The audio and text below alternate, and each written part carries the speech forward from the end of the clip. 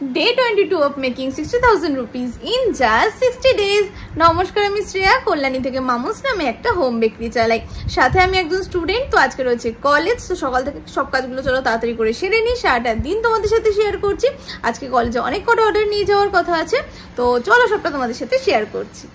কালকে রাতে কিছু বানিয়ে রাখলেও এতগুলো ছিল তো তাই সবটা বানাতে পারিনি, তাই আজকে একদম সকাল সকাল উঠে বাকিগুলো বানিয়ে নিয়েছিলাম।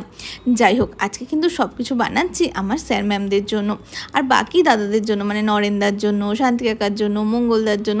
তো সবার জন্য বানিয়ে যখন কলেজে নিয়ে গেছিলাম না, খুব ভালো লাগছিল মনটা।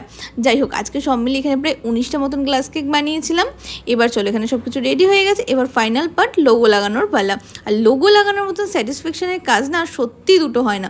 নিজের ব্র্যান্ডের লোগো তুমি যখন নিজের বানানো কিছুর উপর লাগাবে, মানে সত্যি ভীষণ শান্তি দেয় এই জিনিসটা। তো তোমাদের কেমন লাগলো অবশ্যই জানিও, আর তোমাদের অর্ডারটাও এই নাম্বারে তাড়াতাড়ি হোয়াটসঅ্যাপে প্লেস করে দাও।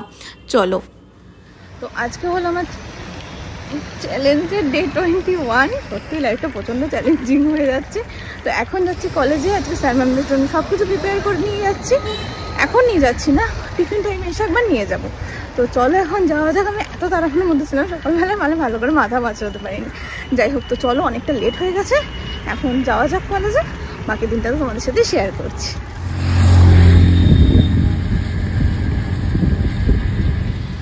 তো এখন হাফ কলেজ করে এখন টিফিন টাইমে এখন আমি ঘরে যাচ্ছি সব কিছু আনার জন্য। আগে নিয়ে আসতে পারতাম, কিন্তু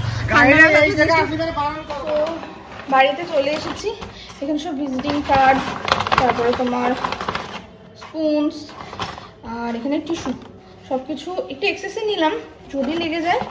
তো যাই হোক, বাকি এখন সব কিছু প্যাক করে নিই। প্রচণ্ড তাড়াহুড়োর মধ্যে আছে, এখন আর কোনো ভিডিওস করছি না, একবারে কলেজে গিয়ে দেখাচ্ছি। সব কটা প্যাক হয়ে গেছে, একটাতে সব ধরেনি।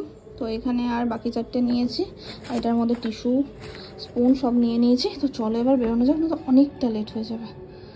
আমি না 2-1টা বেশি নিয়ে গেছিলাম যাতে কোনো সমস্যা না হয়। তো একটা এটা বেশি ছিল, তো আমরা সবাই মিলে লাস্টেটা ভাগ করে খেয়ে নিয়েছিলাম। বিকালে বেরিয়েছিলাম একটুখানি ডিম কেনার জন্য, কিন্তু সেন্ট্রাল পার্কে কনসার্ট হচ্ছে দেখে ওখানে গিয়ে বসে পড়লাম প্রোগ্রাম এনজয় করার জন্য।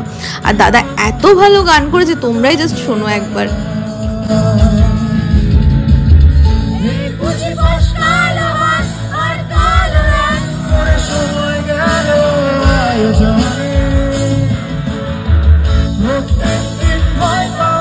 সব ইচ্ছে গুলো চরের শব্দ শুনে